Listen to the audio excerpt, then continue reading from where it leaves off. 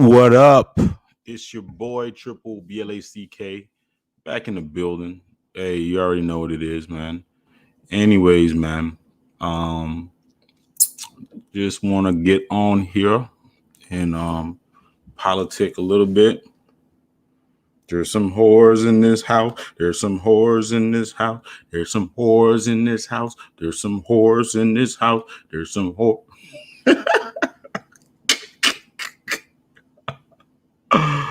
Oh no! Oh no! Oh no! He went there. He went there. There's some whores in this house. There's some whores in this house. Anyways, man, weak ass. Man, I don't want to get in trouble on YouTube, but what's really going on, man? I made a video earlier talking about culture vulture. I saw some. And I kind of call this. I was on one of the guys' live stream the other day, and they were talking about just like Cardi B and Meg Thee Stallion, and that whole thing. Man, that whole topic has a lot of legs. I mean, it has a lot of legs, and a lot of people are commenting on it, and I think the funniest part of it is the fact that Joe Biden had Cardi B interview him, and I just thought that shit was kind of funny. To me, it was pretty hilarious because this person is I don't know, they're trying really hard to legitimize who she is, and the thing about it is they're trying to say that Cardi B is a lot of, like, we just mad as hell. Men of the world are mad as hell that Cardi B types are getting a lot of attention. They're doing their thing, and we should stop bashing them for what they're doing. Which is fine. I mean, who cares? I mean, it is what it is. I had gotten a little bit of a discussion. Someone that was kind of trying. I mean, they were getting at me, saying stuff about Cardi B and all this type of stuff. Which they were somewhat like a little perturbed about why I have an opinion on the matter, and they use the classic shaming thing. It's like all kinds of deflections, and I was just like, man, you know what? Go and do what you want to do. If that's what you want to do, go ahead and do what you want to do.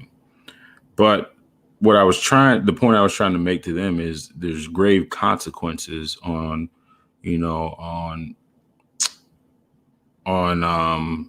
living that type of lifestyle and thought process. And she was just kind of like talking in circles. And I presented a hypothetical. I was like, okay, let's just say if you're a woman that was a victim of sexual assault, and you felt some type of way of Cardi B, saying like beat it up, catch a charge, and all this type of stuff, and you were a victim, and she was like, oh no, it's hyperbole. That's like sexual, gratification. I don't know. She was saying that, but I was like, you know what? Some people that are victims of that type of stuff might not quite see it that way. I mean, do they have a a legitimate gripe about, that type of language or that type of rhetoric. And of course, it was, you hold their feet to the fire about that whole subject matter. All of a sudden, you're a misogynist, and they're going back and forth like, you don't understand. I was like, well, they say on the actual song, that's what she was talking about, and you can't really predict how somebody's going to take, words. They may not see it that way. Would they have a legitimate gripe? Me, I mean, I don't. I mean, I understand what it is. She's very marketable right now. She's a marketable commodity, and they're going to, use her, to. I mean, you can tell how important she is to, I guess, the culture, because you have a person that's actually a presidential candidate, and they pretty much legitimize, her existence, as, an entertainer or whatever by, putting her on that platform to interview the potential president of the United States. And that's not really the subject that I'm talking about. And I mentioned this. I was on a panel that, sooner or later, she is going to probably turn her back on the hip hop, the people that made her famous, because I just saw that she's taking on a character. I guess Pamela Anderson Lee used to do. It's like Bob Wire or something like that. And now it's going to be Cardi B. So pretty much they're going to whitewash her. Pretty much you're going to probably have to get rid of Offset. And you know how that thing goes. It's going to be like a Jennifer Lopez type thing. Jennifer Lopez got really famous when she, was messing with Puff Daddy. And she did the Money Train with was it Wesley Snipes.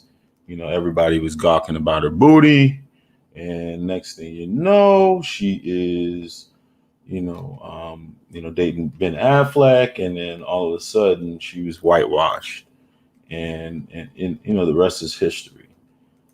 They do this all the time with different people, and the thing about what doesn't sit well with me is how they continuously exploit Black culture, and then when they get famous, they just kind of turn their back on Black culture. I mean, maybe they don't owe anything, but we fall for it all the time.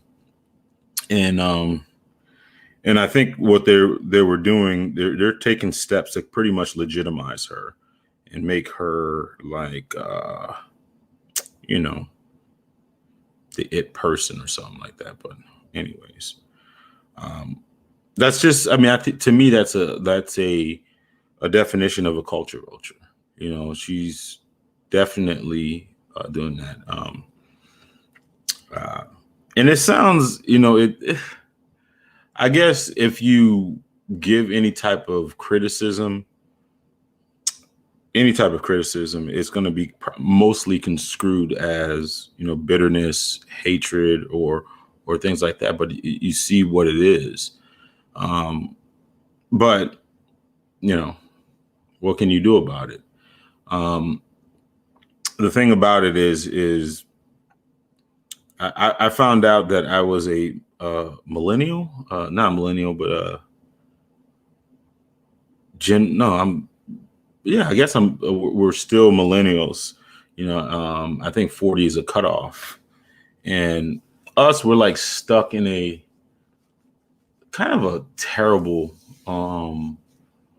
thing because, our mothers and our grandmothers were, they kind of embraced the traditional roles, and of the male or female dynamic. But now the I guess the women in the tail end of our group, they not so much. They want to have a pissing match with a man, every way they can. That shit is kind of funny to me, man. It's really funny. It's really funny. But again, what can you do? It is what it is. You ain't got nobody. We got one person watching. Boy. But anyways, man, make sure you guys like the video. Make sure that you guys share the video if you can. Like that, I'm pretty close to getting 4,000 subscribers. I'm on my way. I gotta start probably getting some guests on here. That's probably what's keeping me. Oh boy, I got 3.89. So I'm 111. I'm sorry, 110 subscribers from 4,000. So, all right, weak ass puss. One of the fun, the one issue that I really have is the fact that I don't know. I think like I guess females nowadays can feel like they can bring just some basic ass shit to the table. Some wet ass. What's the name?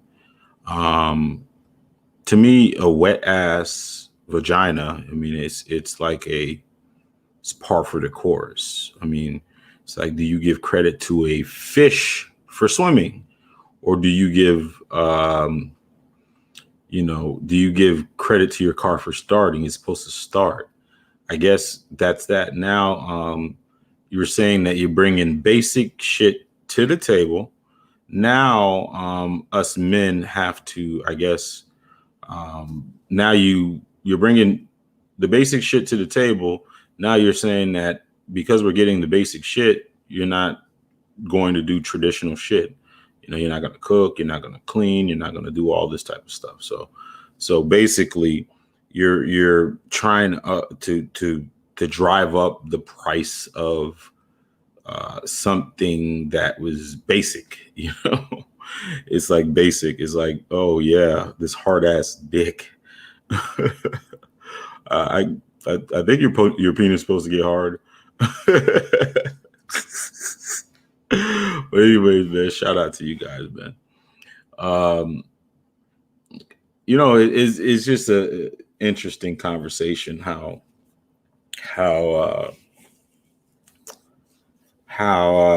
just the whole male and female dynamic has changed over 5 years. Well, I guess in general it hasn't changed. I guess the heightened presence of social media has kind of made it a little bit more in your face, and plus we're watching a lot more social media because of this global pandemic, and we're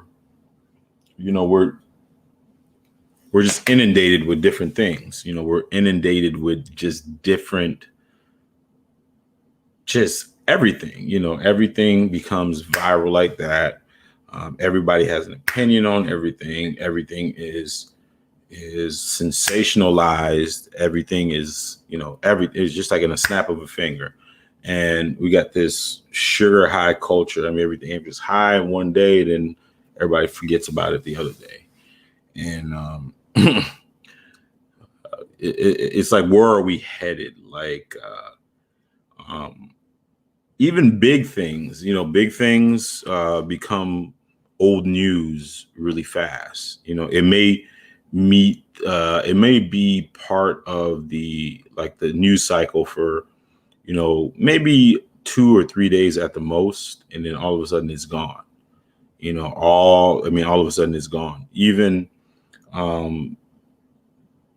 like, for instance, I remember, when I was in high school, you had Columbine. Columbine, to this day, they made documentaries about it. It was a big thing. It was a huge thing. It was like a huge thing. I mean, it was, in your face all the time.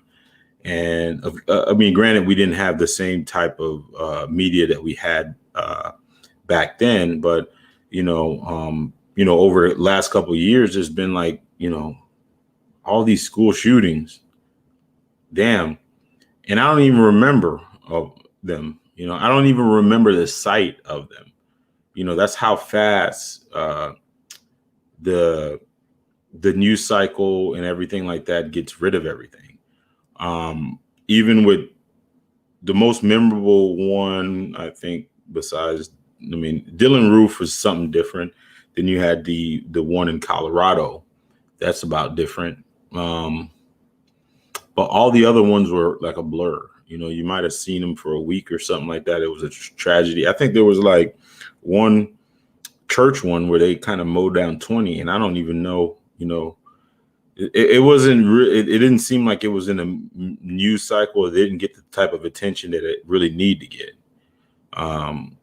which is, kind of funny to me. But anyways, man, I'm still trying to figure out how all these people get so many people on their live stream and shit. Maybe I need to do a video with a hashtag ADOS again.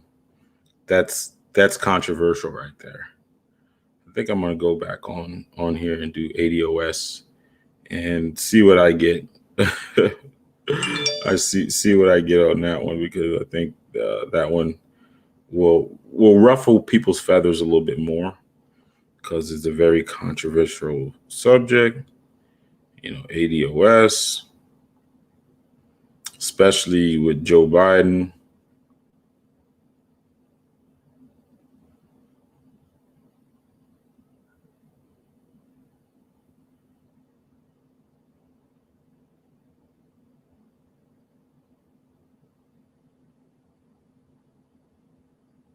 Hmm.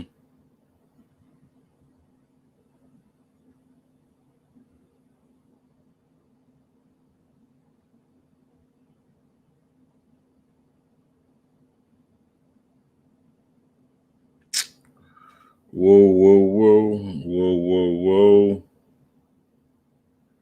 Hmm.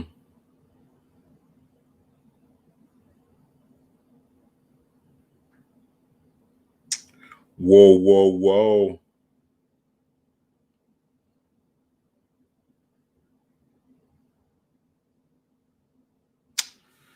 Anyways, man, we're gonna